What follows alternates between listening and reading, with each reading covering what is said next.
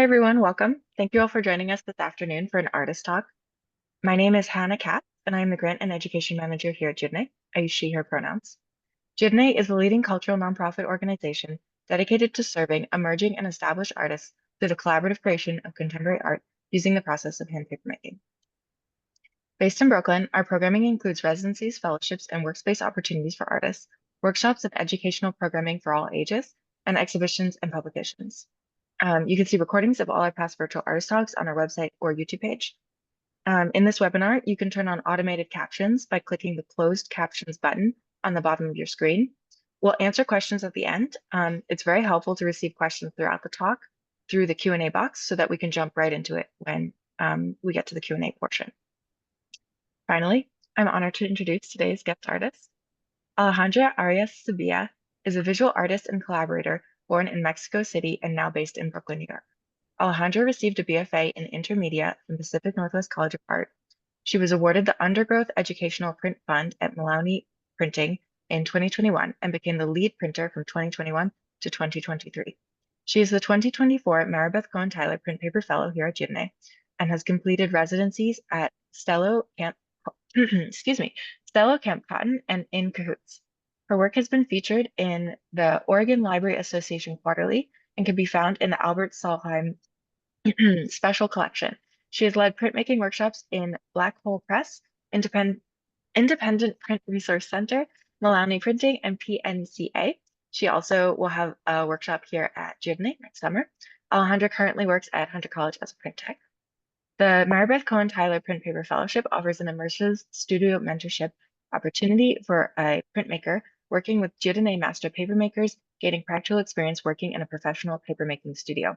I would also like to express our deep appreciation to Ken Tyler for his generous support of fellowships at Dieu Donné. So without further ado, please join me in welcoming Alejandra.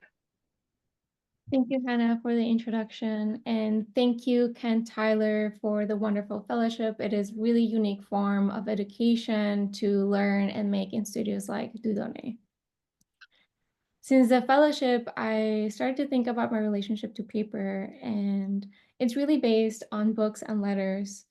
When I was really small, my grandparents had these tiny books that they fit into the palm of my hand, and I loved to smell the pages and listen to the spine crack and document my existence by ripping the end pages because I didn't understand why a book would have a blank sheet. So it is through letters and the deconstruction of books where I find my curiosity in paper.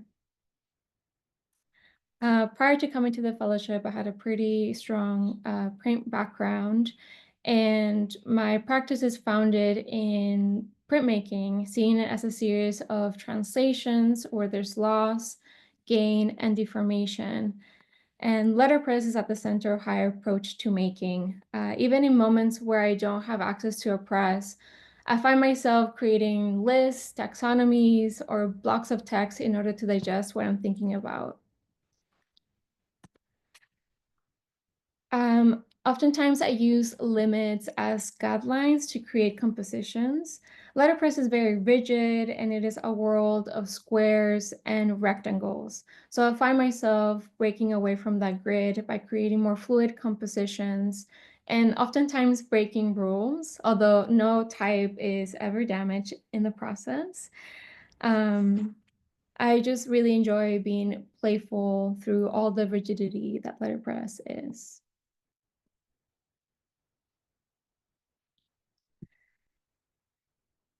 And one of the playfulness or even stubbornness is really wanting to print a circle, even though it could be a square.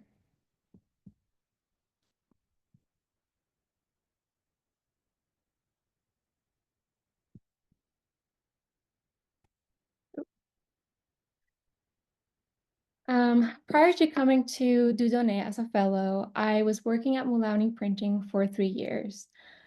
I started my journey there as an apprentice. I was awarded the Undergrowth Educational Print Fund in 2021, where I was an apprentice for 6 months. And it was a very exciting time to be in a studio. Certainly, it was mostly just Harry Schneider, master printer, and Paul Mullowney, who's also another master printer and founder of Mullowney Printing. So we became a really close-knit group of three while it was in still lockdown times.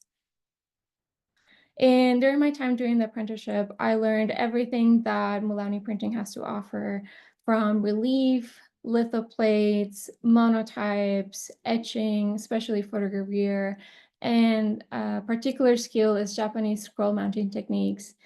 And what I remember most of my apprenticeship program was feeling so challenged at the fact that I was working with someone else's work.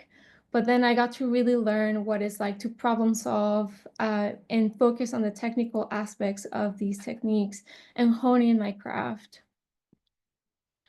One of the wonderful ways I got to grow the most in was collaboration, especially through color. I became the color mixer for the studio, and it was really wonderful to get to know another artist on such an intimate, personal level. Like, color is so personal. And through time, I started to even just notice how the artist would walk in and what they were wearing. Like, the color combinations they would come up with often showed up in the work. And I really found the intimacy just really sweet and tender, from explaining, describing what kind of color they were looking for. So during my time at Mullowney Printing, I led a couple of projects, and my last project before leaving was working with Nuria Montiel. She is an artist based in Mexico City, born and raised in Mexico City, and I found this collaboration to be really much more than just a technical collaboration, was more of an artistic collaboration. And through many talks, we found that our family lineage really converged through maps, letterpress, and the cinema in Mexico City. And so while her time at Mullowney Printing, we took out these presses and we were around Portland, Oregon in the city. She was inviting viewers or people coming along, asking them a question and we would receive a word. And essentially, we created this really wacky compositions, breaking away from the grid. And she was really looking to document the time and what people were thinking about. What was really wonderful about this collaboration, it was that it was very personal. I was able to lend and use my personal collection of type from my grandfather's shop. Here he is Federico Sevilla Sierra, who had Lito Art in Mexico City for many years. And it was very exciting to get to share that with another artist who appreciated it and also came from a letterpress background. So this is a work that came to be Murmurai, that we got to show at Portland State University in the Jordan Schnitzer Museum. It was a very exciting and sweet ending of my time at Mullowney with this collaboration. So coming now to at the beginning of this year, I arrived to New York and arrived to Dieu Donné for this fellowship. As I mentioned previously, my background is in printmaking, and I found that I was very intimate with the paper I was using, but always thinking of it as a substrate, like what it would add to the image. So coming to the fellowship was very exciting and very challenging to really just learn papermaking and the craft. One of the first projects that I got to work on was with Howardina Pindell.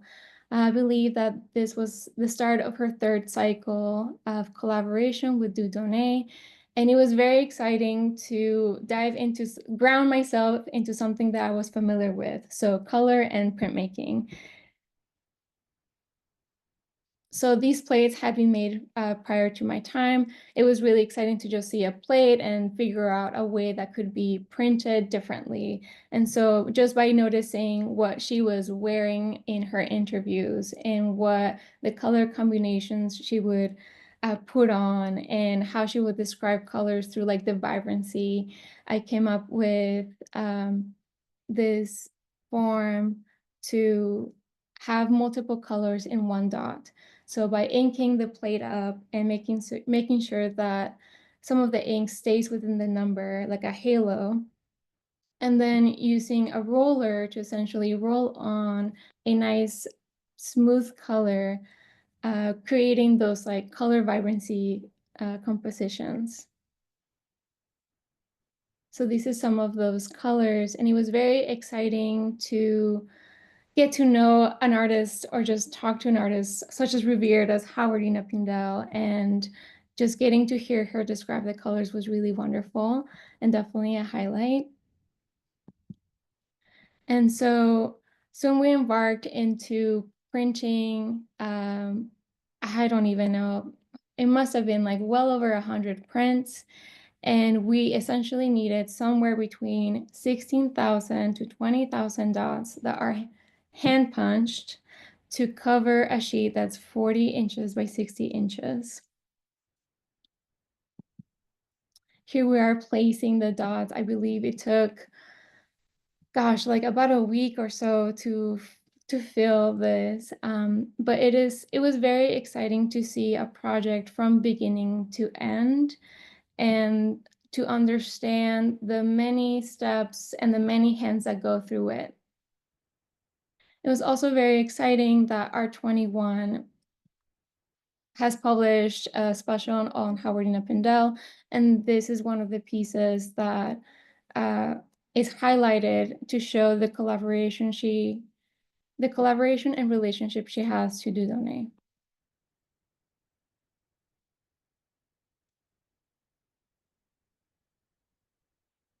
And so that project with Howardina Pindell was over the course of many months, but it was a very exciting way to just start my fellowship, like I said, in something that really grounded me.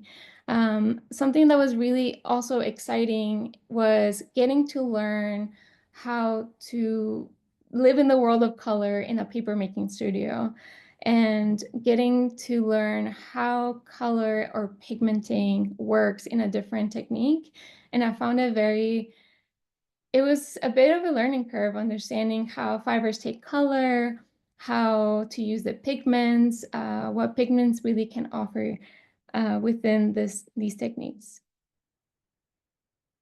So through my time in the fellowship, similar to my apprenticeship program, you are essentially getting trained on the techniques through the projects.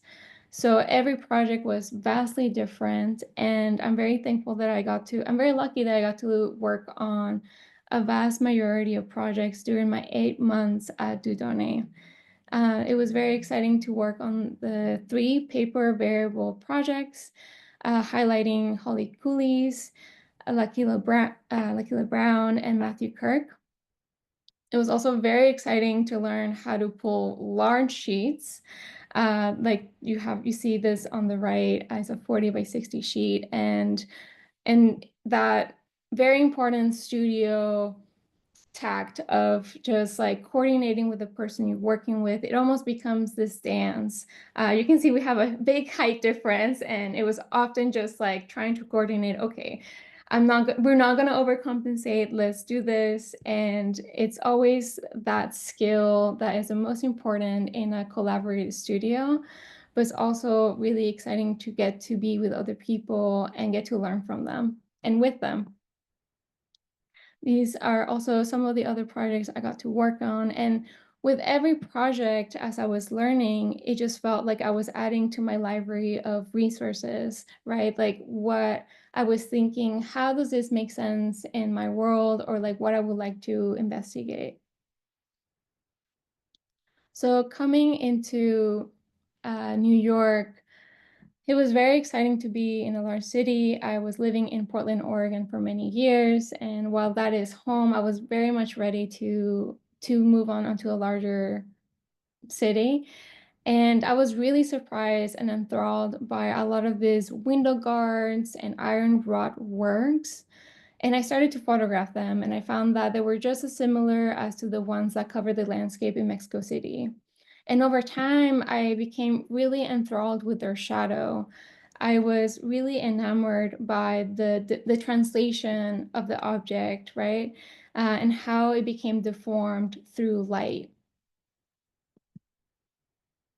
So over time, I started to think more how all the techniques that I had learned to that point, how can I digest them and make sense of them into what will be my professional days? So for the fellowship, you get awarded 4 days in the studio with master collaborator Tatiana Ginsburg and Amy Jacobs, which is a huge, like, amazing opportunity to collaborate with them. And you also get the incredible assistance of the many people in the studio. So you're able to create a vast majority of work. So as I was making sense of things and the techniques, I just started to implement them by using prints I already had and just trying to make sense, like, okay, I'm going to pull a big sheet, I'm going to embed it, I'm going to just make layers of it and see what comes of it. And I found this to be a very useful and grounding way to just like really invert and really just invest myself into paper and really trying to understand that the paper is the work rather than the substrate or the surface in which it gets printed on. So for the professional days, every day was different. I felt so unorganized, but I think I was rather over-organized. And it was very exciting to go large. Of course, I have a wingspan that is a little limited because I'm short. So having the prospect of having people help me go larger was really exciting. And so two of the techniques that I really just fell in love with are blowouts, which you can see here. It is a stencil that is created through a vinyl cutter or a plotter, and you pull a fresh sheet of paper and essentially place the stencil on top of the fresh sheet. And by using water or a mister, you're taking away the fresh sheet of paper or the fibers that are exposed, thus creating the image.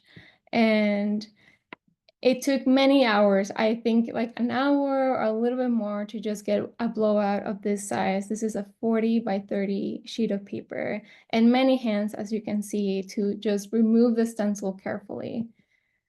Here you can see like how beautiful the sheet looks behind the mold. Something that I was really interested in, that I made sure to communicate to my collaborators, was I was really interested in the translation, and meaning that taking a sheet, or as you can see, the work is on the mold, and then it's being cooched, which is transferring the sheet onto a dampened felt. So a translation, I was really interested in the things that would happen in these moments where the fresh sheet is so delicate and many things could just happen. Like I was mentioning, I was really interested in the translation. And with translation, there's loss, there's gain, but there's also deformation.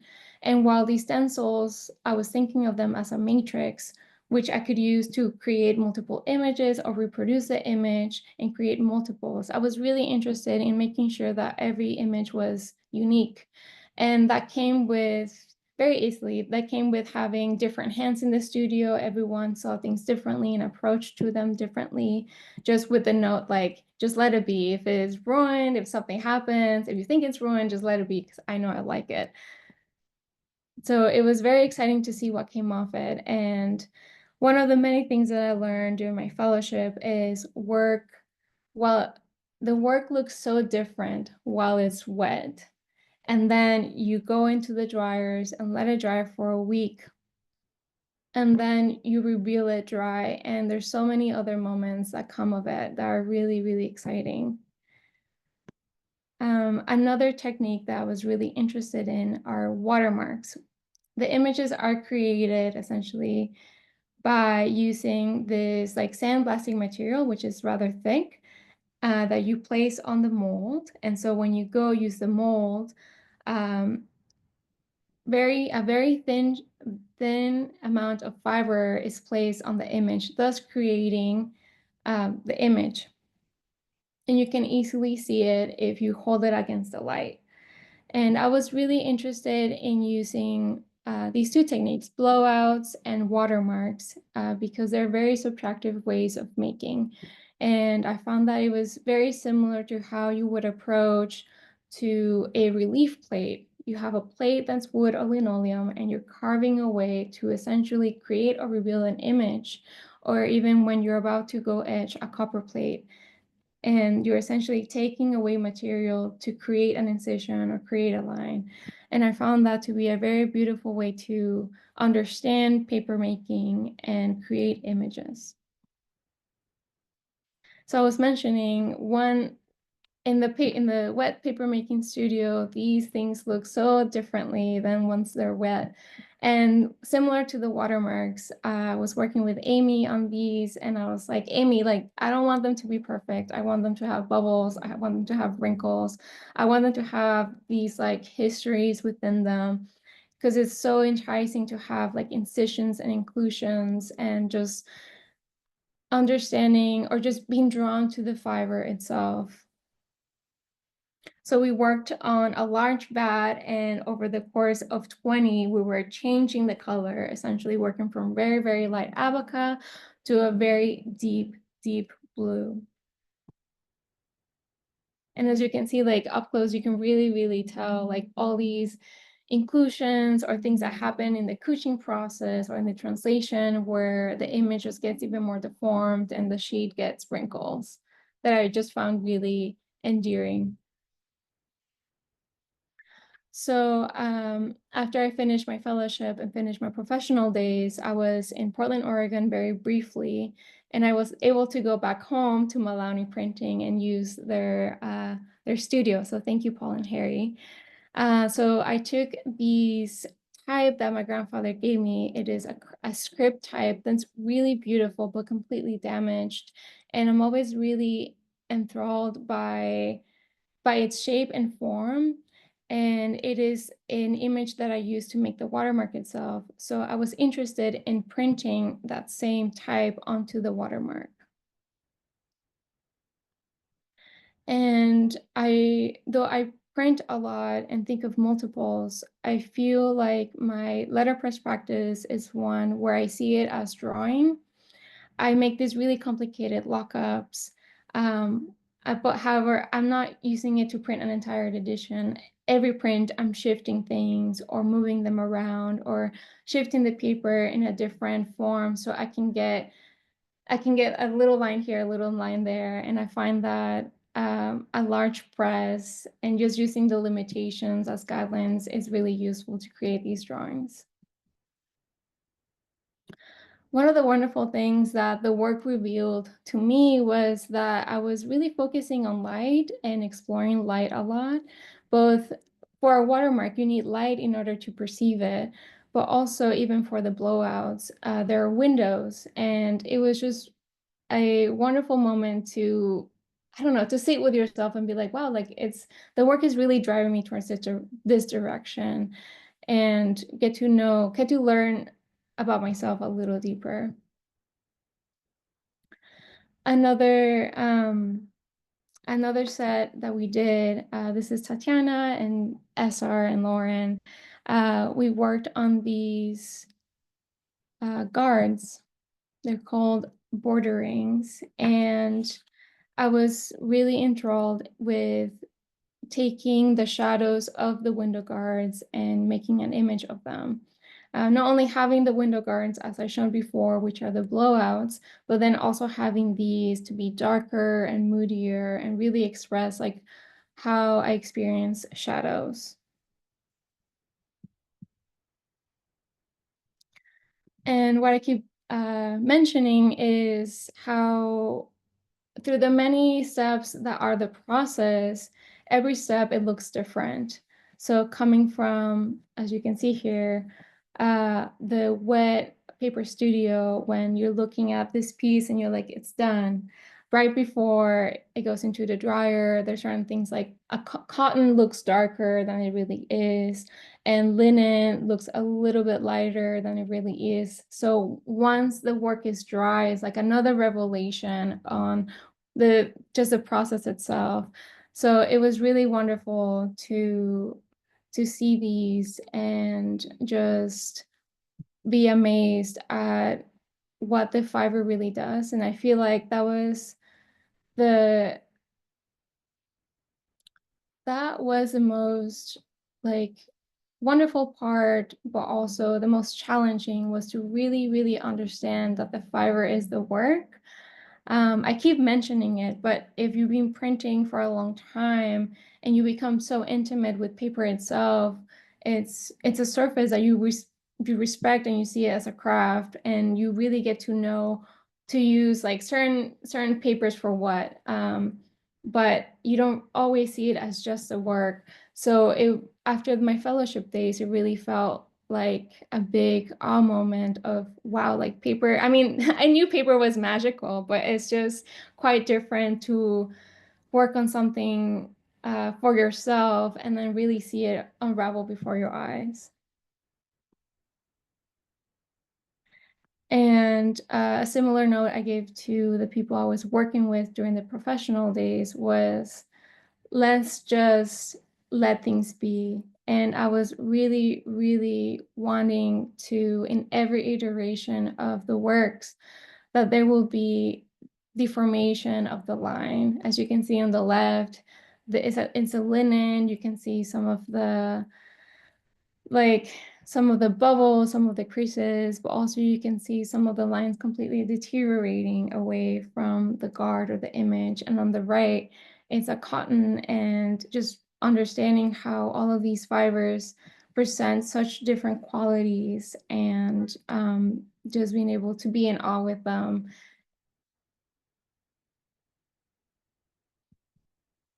And I think my time at Dieu Donné is really marked by the studio itself, the beautiful collaborations that they create, but also just truly marked by paper making as a craft, and just getting the opportunity to really engage with paper. I keep it's like paper, paper, paper. But just really just see it as work, and I feel completely changed by it. So thank you. Thanks, Alejandra. So such a like rich selection of images, um, and it's great to see the transformation and evolution from printmaking into papermaking. I want to invite everyone who's joining us live to submit questions through the Q&A box that'll be at the bottom of your screen. Um, I also realized that I neglected to mention at the top of this talk that Alejandra's work from this fellowship is currently on view. This is a show with two locations. So first, there's a show at the Print Center, New York, is one half of the show, and then the other half of the show is at Jidne's on-site gallery. The work will be on view through December 14th, correct, Alejandra? Correct. December 14th. And to come to Dieu Donné, you can make an appointment during business hours through our website. So I just really wanted to mention that because I'm sure you can all tell that the work is stunning in image, and it's really special to get to see it in person as well. Okay, so we have a couple questions already. Um, Thank you so much for submitting these questions. So let's start with this one. How much of your creativity enhances collaborating with experienced artists?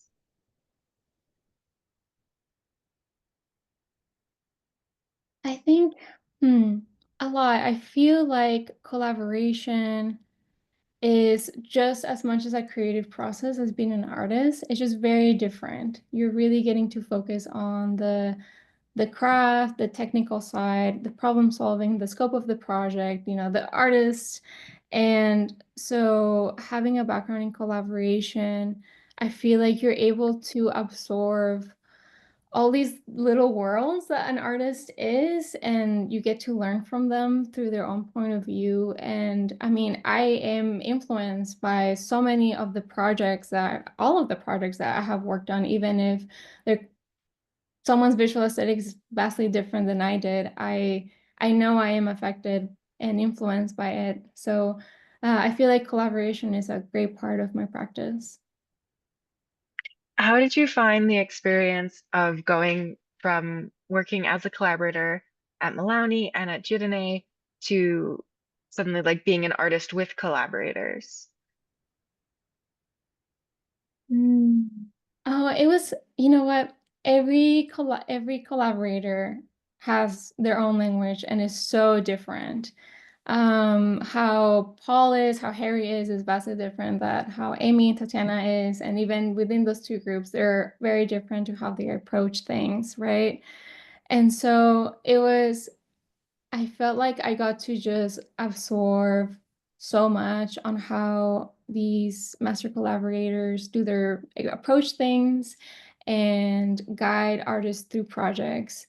And I think also it was because I was in such different positions, like going from being very involved at Mullowney Printing in every side of the operation to then getting to be a fellow Dieu Donné and just getting to really observe, kind of like really step back from the role I previously had and just observe and learn and ask questions. And it was also very intimidating to come into an assistant position as a fellow, to be like, I'm still learning. Like, I'm just gonna take your lead and like ask questions as needed. But it was really wonderful to just take a step back and really get to observe rather than really be in the middle of it. Absolutely. There's a question that's sort of on theme, and maybe you feel like you've just answered it. And it's how has this work transformed you? Hmm. It's a big question. Yeah, I think um I think it's transformed me in many ways.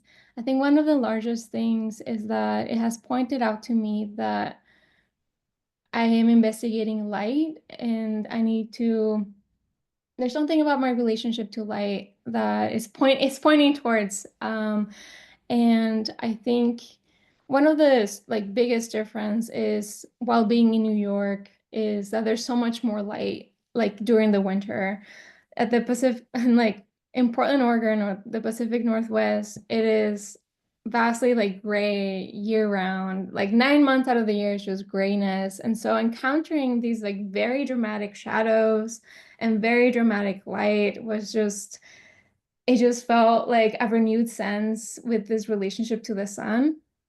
And so I feel like that's Mm. the biggest thing that it has revealed about me. Another thing is I continue to investigate the color blue. And even though I worked as a color collaboration with many artists, I feel like I can't really make sense of color within my own self. It is only through like very muted colors or through blue that I am able to investigate. So yeah, those are the two things the work revealed to me. The work itself is so sensitive. Like I'm so struck by what a power by the powerful visual metaphors that come through, like these really vivid narratives, and the way that the compositions and the way that the form and the way that transformation embodied becomes like a way of speaking about human relationships to each other, but also about the internal like inner experience, and that so much is packed into these like really like elegant and like almost like crisp metaphors that are visual in the work, and so it makes sense to me almost that the color choices are like so subtle and so nuanced, Totally. and then I like think, the way that you oh sorry, go ahead. no, I was just gonna say that. I mean, I think more on a personal note, I think I just feel like so much internal chaos and like I just feel in my innards there's like really sharp lines and it's just like a lot. So I feel like I often just like try to like pour out this very soft and tender to make sense of things. Mm, absolutely. We have a question from Kate. For the love of papermaking question, do you have favorite fibers? What do you love about them? What other fibers might you want to work with? So that's a three-part question. Love it. For the love of paper making, I fell in love with linen. It was such a beautiful fiber to work with. So in the studio, linen comes in bulks. So we cut the fabric, we cut it into this like very small squares, and then cook the fabric with soda ash and process it in a beater for 10 hours, maybe more. So it's a very labor intensive, fiber to work with. And the results you're able to get in linen are just like so beautiful, such a smooth paper, and the ways you can get a beautiful watermark with it, or just a very nice and crisp blowout. That's what is like what really drew me to it. But also being able to print on linen. I hadn't really quite worked with linen before as a paper, so it was just really exciting. Um, so I feel like linen really was just like it took me by a storm. Another fiber was abaca. Just being able to see and like its transparency was really beautiful, but also how strong the fiber is. And I feel like abaca was one of the closest fibers at Dieu Donné that mimic other types of papers that I was used to working at Mullowney Printing, which were mostly East Asian papers like Gampi, mulberry papers. So I feel like linen and abaca were two that really surprised me. I think the final part of the question is other fibers you might want to work with. I don't know if that's been a part of your research or like future project dreaming. I mean, I would love to learn how to make kozo or gampi. Those are like two of the major papers we used at Mullowney Printing, and we used a lot of it and for many different projects. And I got so intimately acquainted to this paper through these print processes. But I think it would just deepen my relationship to these papers by learning how it is made. Like I know in like in a concept way that is very labor intensive, from growing the fiber to like harvesting it and like all these things, but I have really no idea whatsoever of what it really takes. I think that's like I would love to learn how these fibers get made and processed into paper. And also amate, which is based in the southeast region in Mexico, and is this paper that's made out of bark. And I use it a lot, and it's really, really beautiful, and it's very dense, and it's processed by hand. So it's also very labor intensive in a very different way. So I would say like those two are like what I would love to learn that Dieu Donné didn't offer, or like they don't get to work with those fibers Sure, on. we don't specialize in those types of paper, which is, Mhm. you know, obviously it's like such a global and diverse tradition. Um, so in a related way, there's a question about if you can talk about your future projects, maybe what you're working on now. Yeah, since as Hannah has mentioned, I have two exhibitions on view, one at the Print Center and one at Dieudonné. I think I what I'm having a moment with is just sitting with the work. I mean, the work got produced in September, and then it was just planning for the exhibition. Not just planning, like dreaming about the exhibition and figuring out the best way to show the work and the composition and the experience of it. And I think really just now getting to sit with the work and figuring out what's next. I think I mean, we did like 20 watermarks. So I have quite a few that I would like to play with and maybe gild or maybe do letterpress on. But I think right now it really feels like I would like to sit with the work and investigate some of those revelations that I just talked about, just to deepen my relationship to what was just created, but also I feel like it will be my guiding light for whatever proceeds next. Yeah, absolutely. I think that like the volume of work in a new medium that you've created is like truly kind of astonishing. I mean, And in the thank you amount of to the time. team. I mean, Thank you to the um, team at Dudone for sure. The amount of work and the work itself was not possible without all of your help. So thank you, SR, Lauren, Margot, Amy, Tatiana, Catherine. I know you helped behind the scenes. Like it really was astonishing at the amount of work that we were able to do in the studio. It was a very productive fellowship, and also all of the work that you created as a fellow in collaboration with other artists. Mhm. We have a comment that's more of a comment than a question. Thank you for sharing your beautiful work and process. Your works and sensitivity towards this medium and experience at Dieu Donné resonates so much. Thank you for that feedback. We have another question. How does working subtractively change when it is intentional versus unintentional? Which I think is a beautiful question. Mm, that's a great question. I think the biggest difference is what you expect, right? If it's intentional, there you have an idea of what is gonna come to be the image or the work. And when things happen, like I guess I'm just taking your question and trying to understand it as like the intention to make a watermark or a blowout, that way working subtractively, and then things that just happen or come to be, those are just surprises. So I think I for think me, maybe also the question is about like your willingness to embrace mm, unintended transformation, like when pieces of a blot move. I'm assuming I'm understanding the that question is correctly. one. Yeah, I think um, I feel like the guiding light was really like a translation is never fully what is meant to be, like in through language. If you look at it, like there are so many things that are cultural that can never really be translated, and so there's loss and there's also gain. Maybe like a funny thing happens when you're trying to do a translation and it doesn't right like really come out right, but the gain is like you just experience that with someone else and it's funny.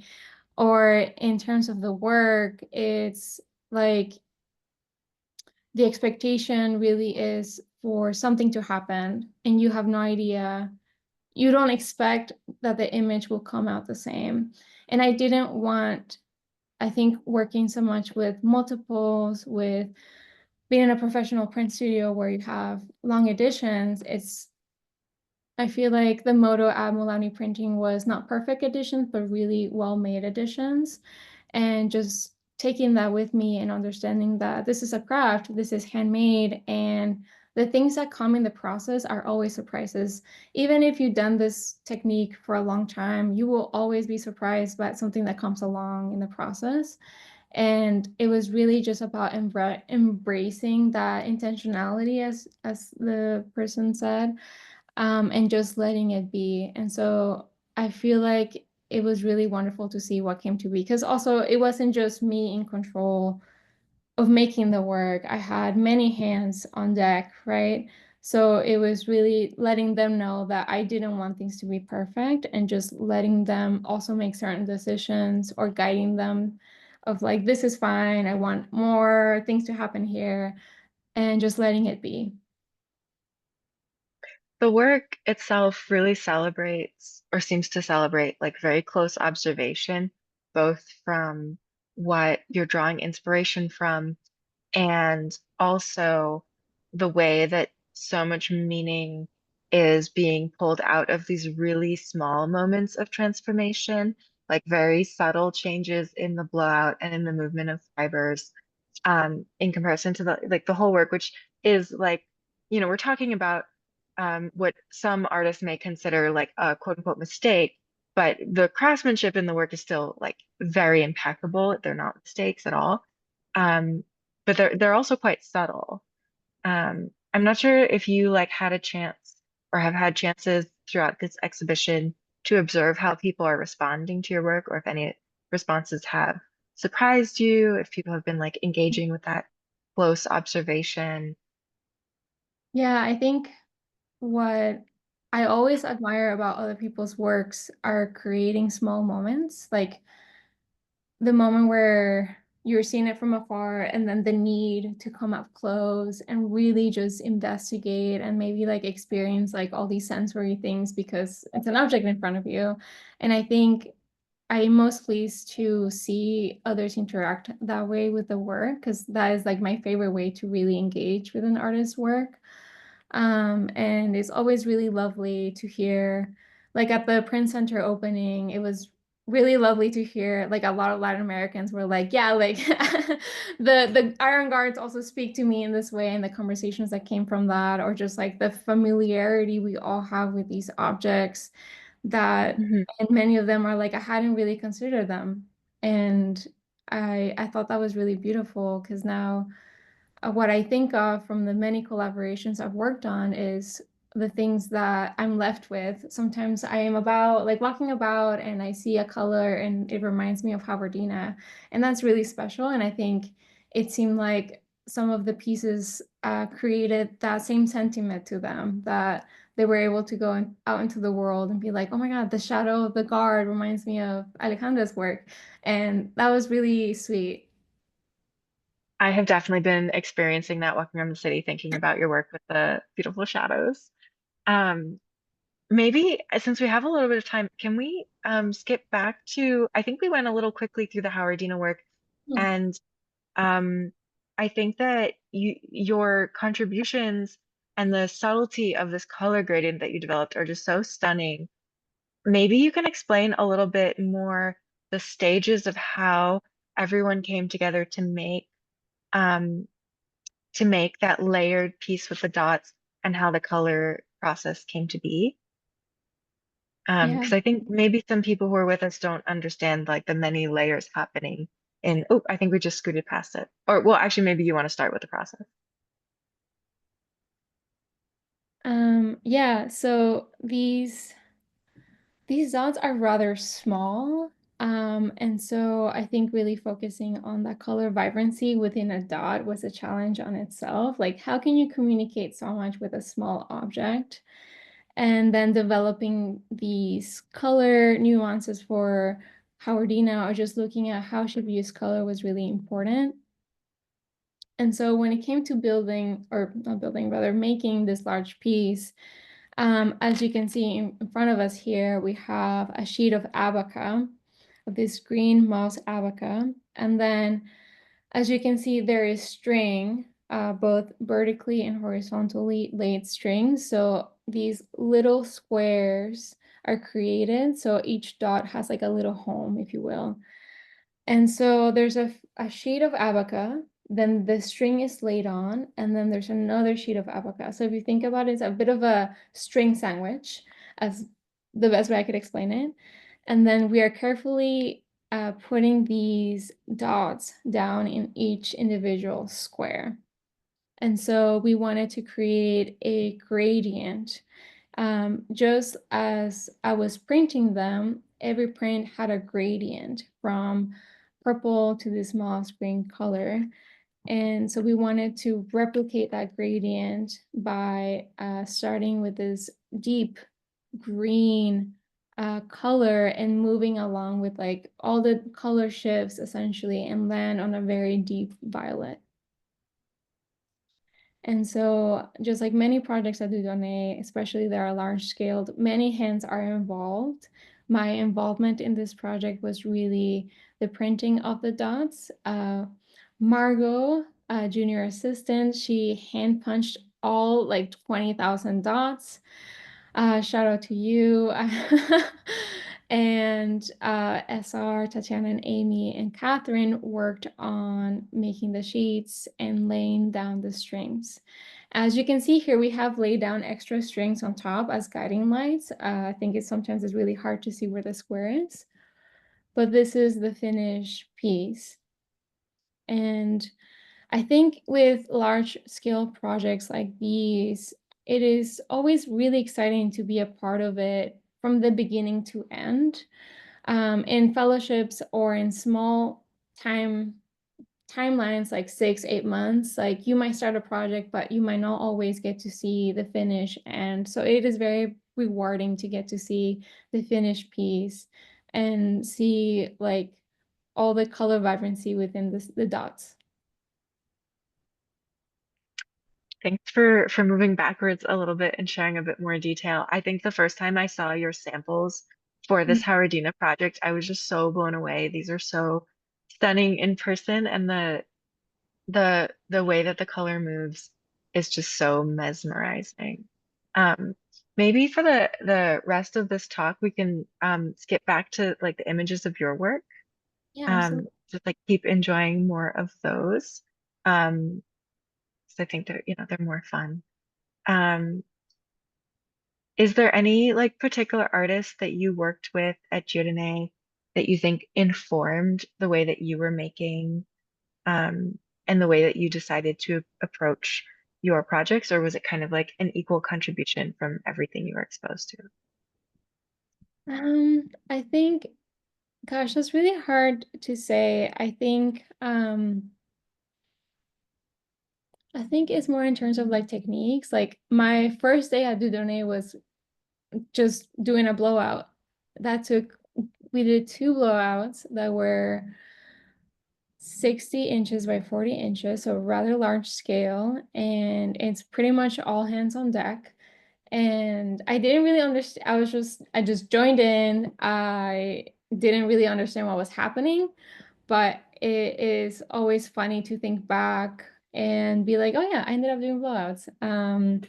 So that was, I think there were several projects during my time there that were that we use the techniques of blowouts, getting to participate. I think getting to participate in the professional days of master collaborator Amy Jacobs and the other fellow Esar Lehoun's days was really just special.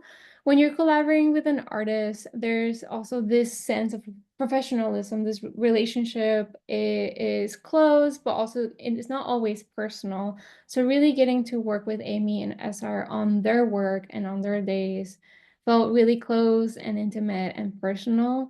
And I feel like those are the moments where you can really get to eavesdrop more on the behind the scenes of the work.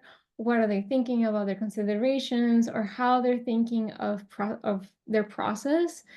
And I think those are the moments where I learned the most, just as watching an artist that you admire and respect, and also get to work with and be close with and be able to ask questions and be really engaged. Mhm. Well, you can ask questions and be engaged with another artist, it doesn't feel as intimate or close. I mean, it helps that Amy and S are also just such talented and experienced paper makers Very themselves, fun. and their work has relationships to your work in like a celebration of close observation and repetition and pattern and subtle color. So I can see why those would really resonate with you, like on top of the relationship that you already have with from being colleagues. Totally. That makes a Yeah. lot of sense. I'm really glad that you landed on these. They're some of my favorites. Um, did you know from the beginning of the fellowship that you were like so fascinated by linen and like you didn't mention it before, but abaca and its like potential to capture light in physical paper is like showing up across all your work. Did you know right away that you were really drawn to those fibers, or did those sort of come from more experimentation? I knew that I wanted to work with Abaca. I hadn't worked with that fiber, but I just knew what led me really to it was the translucency, and how beautiful it can be and how it draws light. It's just very similar to Gampi in that regard because there's such strong fibers. Even when you have such a very thin sheet, it's a very strong fiber, and just how it guides light is just very mesmerizing. And so I was like, I'll learn whatever I need to do. um, the ways of Abaca. And linen was a surprise. I mean, I I did not have any paper making background. And so I knew they were working with, cotton and other fibers, but I didn't quite understand linen until really started to pull sheets or just play around with it and like feel it. And I think linen really was like a textural experience for me, how smooth it is, like the sound it makes when you fold it. So just thinking back on like how curious I was as a child, breaking books open just to listen to the glue crack, it just reminded me of like Mhm. how much of these sensory moments I seek, even though like I'm only experiencing them, I'm not presenting them to them in art. But yeah, linen really came on later on. Absolutely. I think that we're nearing 2 o'clock, so I just want to say thank you so much.